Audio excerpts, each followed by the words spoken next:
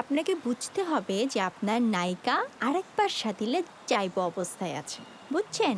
So আপনি তাকে এখন একটা এসএমএস দিবেন যে কালকে আপনার একটা কোয়ালিটি টাইম স্পেন্ড করতে চান, একটা লম্বা ওয়াকে যেতে চান, ঠিক আছে? এসএমএস কেন? আমি মুখে বলে দেব।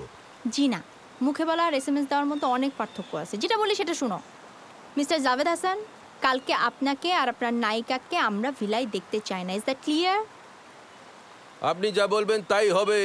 ধন্যবাদ। পাইছি। নায়িকা আপা, আপনার ম্যাচিং ব্লাউজ নেন, পরে ফেলেন। হইল? এই লাল আর এই লাল কি এক হইল? আমি তো অন্য লাল চিন্তা করছিলাম মনে মনে। মা, এটাই ম্যাচিং হইতেছে, এটা ভাল লাগবে, পরো। এই জন্যই যেতে চাই না।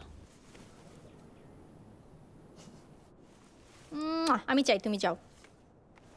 বয়স 17 বছর। আপনি না বললেন ইন্টারমিডিয়েট পাস করছে? হ্যাঁ, মেয়ে ইন্টারমিডিয়েট পাস। মেয়ে অল্প বয়সে স্কুলে ভর্তি হয়েছে, সেই জন্য তাড়াতাড়ি পাস করে গেছে।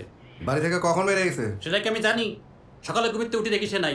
বাড়ি থেকে কখন বেরিয়ে গেছে সেটা জানলে তো আপনাদের খবর দিতাম না। আপনি কি করে শিওর হইলেন জাবেদের সাথেই পালাইছে? আমার মেয়ে কার সাথে প্রেম করে না না করে সেটা আমি বুঝুন নাকি আপনি বুঝবেন? আমি তার বাবা, আমি বুঝি সব কিছু। আমি জানি সে কার সাথে যেতে পারে।